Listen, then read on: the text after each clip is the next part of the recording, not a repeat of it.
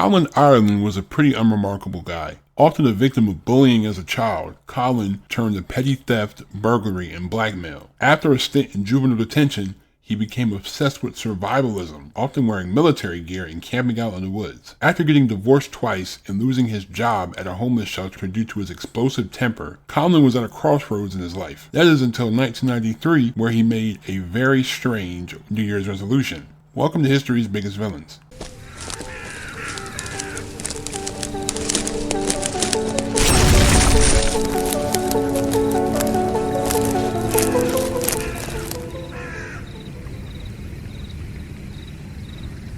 Colin Ireland was born on March 16, 1954 in Dartford, Kent.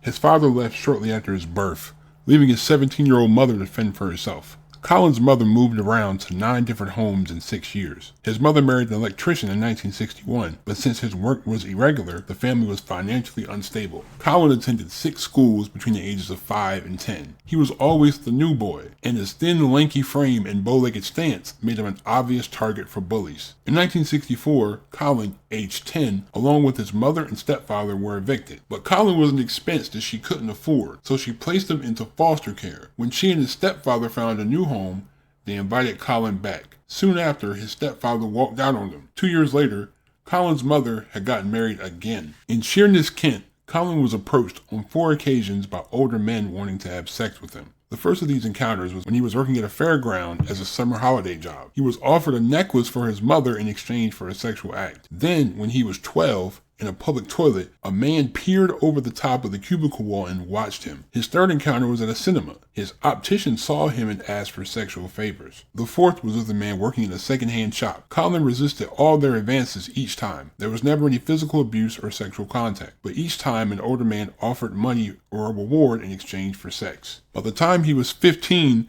he had resorted to petty crime, being sent to Borstal for theft. While he was there, he set fire to someone else's belongings. 2 years later, he was convicted of robbery. Colin tried to make ends meet, so he had a series of manual jobs. Then, in December 1975, he was convicted of car theft, criminal damage, and 2 burglaries, for which he was sentenced to 18 months in prison. He was released in November 1976 and moved to Swindon, Wiltshire, where he lived with a woman and her children for a few months. In 1977, he was convicted of extortion, for which he again was sentenced to 18 months in prison. In 1980, he was convicted of robbery, so then he was sentenced to 2 years in prison. In 1982, Colin married Virginia Zammit, who was wheelchair-bound. The couple and their daughter lived in the Holloway area of London. In 1985, he was convicted and sentenced to 6 months for having burglary tools on him. He divorced in 1987 after his wife discovered that he had cheated. In 1989, he married Janet Young. He was abusive to her and stole £10,000 from her. Then he dropped Janet and her kids off to her mother's house, where he abandoned them. He then moved to Southend-on-Sea, where he became homeless and lived in a hostel. It was around this time where he became obsessed with survivalism, often dressing up in military gear and camping out in the woods in Essex. He also volunteered at a homeless shelter in London, but he lost his job in December 1992 after an explosive outburst. A colleague at the shelter recalled that Colin was troubled, frustrated, and didn't know what to do with his life. As 1993 was on the horizon, Colin made a startling New Year's resolution. He wanted to become a serial killer. He frequently traveled to the Cohern Arms, a gay pub in Earl's Court, London, where he decided on his targets. He had previously worked as a bouncer in a gay nightclub, so he was already acclimated to this environment. After filling a backpack with a rope, gloves, a knife, and a change of clothing, Colin found his first victim, 45-year-old theater director Peter Walker at the Cohern. Peter invited Colin back to his apartment, where Colin tied Walker to his bed, beat and whipped him, burned his penis with a lighter while demanding his bank details, then suffocated him with a plastic bag. Colin stayed in the apartment to watch TV and tidy up the crime scene.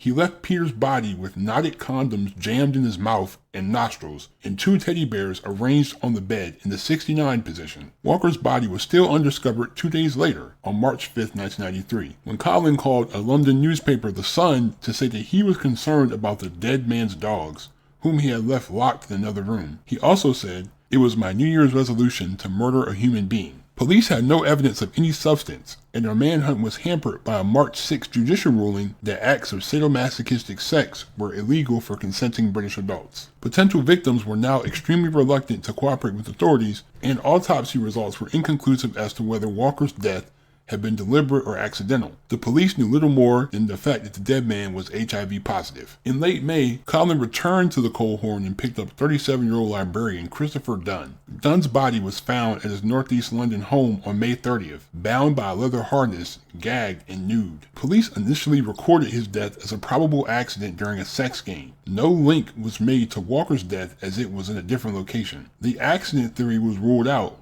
when cash was removed from his bank account, with the thief using Dunn's ATM card. A few days later, police received an anonymous call from Dunn's killer, taunting them for their failure to link the two crimes. In June, Colin met 35-year-old American businessman Perry Bradley III at the Coleherne pub. The two men returned to Bradley's apartment, where Colin suggested that he tie Bradley up, but he really wasn't on board with the idea. In order to get Bradley to comply, Colin told him that he couldn't perform sexually without elements of bondage. Bradley hesitantly cooperated and was soon tied up on his own bed, face down with a noose around his neck. After Colin had secured Bradley, he demanded money and his PIN number under the threat of torture. Colin told Bradley that he was merely a thief and would leave after stealing Bradley's money. Bradley gave Ireland his PIN, which Ireland later used to steal 200 pounds, along with 100 pounds in cash stolen from Bradley's flat. Colin told him that he should go to sleep, as he wouldn't be leaving his apartment for several hours. Bradley eventually did fall asleep, and Colin momentarily thought of leaving Bradley unharmed. But then he realized that Bradley could identify him. Colin used the noose around Bradley's neck to strangle him. Before leaving Bradley's flat,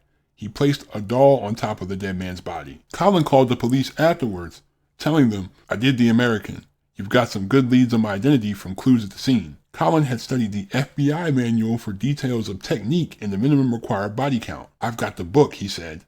"I know how many you have to do." He called the police again, saying, "Are you still interested in the death of Peter Walker? Why have you stopped the investigation? Doesn't the death of a homosexual man mean anything? I will do another. I've always dreamed of doing the perfect murder." On the same day that Bradley's body was found, Colin returned to the Coleherne again, picking up 33-year-old Andrew Collier. They returned back to Andrew's flat, where he handcuffed Andrew to the bed and demanded his bank details. After he refused to comply, Colin strangled him with a noose, also strangling his cat as well. Colin then put a condom on Andrew's penis, placing the dead cat's mouth over it, also placing the tail in Andrew's mouth. He rummaged through his belongings, leaving with 70 pounds, and also finding out that he was HIV positive. This time, while he was cleaning up the crime scene, Ireland missed one fingerprint found by police on a window frame. On June 15th, Ireland met Emmanuel Spiteri, a 41-year-old Maltese chef, and went back to his southeast London flat for sex. Once there, he tied him up and asked for his PIN number, but he didn't get it. Colin strangled him, then spent the rest of the night watching television, eating his food. Ireland then tried to set his apartment on fire before he left, but the flames went out before causing any major damage. Police were unaware of the crime when he called them the next day asking, "Have you found the body in southeast London yet? And the fire?" I can't understand how you see the same man walk into the same bar, walk out with 5 different men, and he comes back to the bar, and these 5 men are no longer with him. I don't know how you're not putting the pieces together. That really just disturbs me, but anyway, I digress. There were suggestions that homophobia on the part of the police delayed the linking of all the murders, but police eventually connected all 5 killings. The crimes were published by the mass media, and it quickly became known in the gay community that a serial killer was specifically targeting gay men. Spiteri's killing prompted Scotland Yard to launch a mass publicity campaign, including televised pleas for the killer to give himself up. Detectives learned that Spiteri had traveled by train with another man to Catford on the night he was killed, and a British rail security camera yielded blurry photos of the victim with an unidentified heavyset man. The photos were published, and several gay men in London reported meetings with a man matching the suspect's description. On July 19, 1993, Ireland approached his lawyer, admitting that he was the man in the photo, claiming that Spiteri was alive at his home with another identified man when they went their separate ways. However, police soon matched his fingerprint to the Collier crime scene, but Ireland was silent until August 19th, when he finally confessed to all 5 homicides. On December 20th, after pleading guilty on all counts, he was sentenced to 5 terms of life imprisonment. The judge who sentenced him declared, "To take 1 human life is an outrage.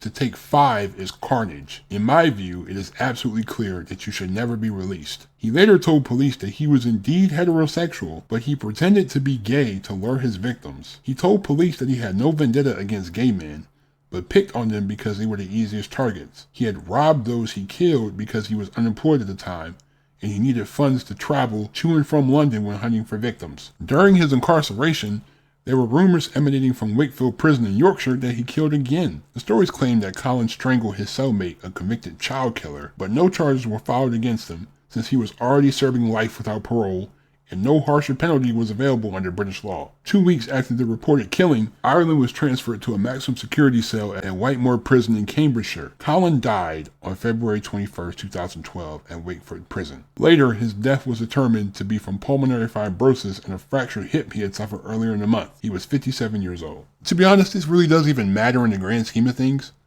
But I really feel like he was either a closeted homosexual or he harbored some hate against gay people from the incidents when he was young when the men were trying to abuse him. I just feel like he wanted attention. Maybe he felt kind of embarrassed that he might have been actually gay. You know what I mean? He might have been embarrassed by that. He wanted attention so bad.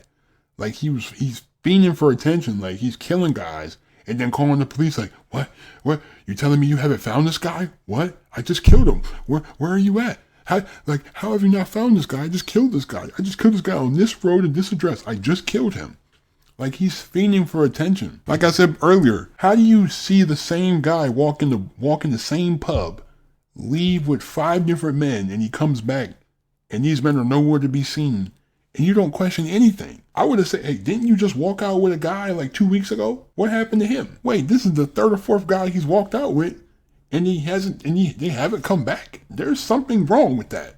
Like he keeps leaving with these men, but these men are nowhere to be found. He just wanted attention. That's why he made the resolution, because he wanted attention. You see, that's why he did all these crazy things, like he's putting the teddy bears in the positions and he's doing things with the cat and he just wants attention. He just wanted it to be like a spectacle. Oh, look what I did. Look how I killed these guys.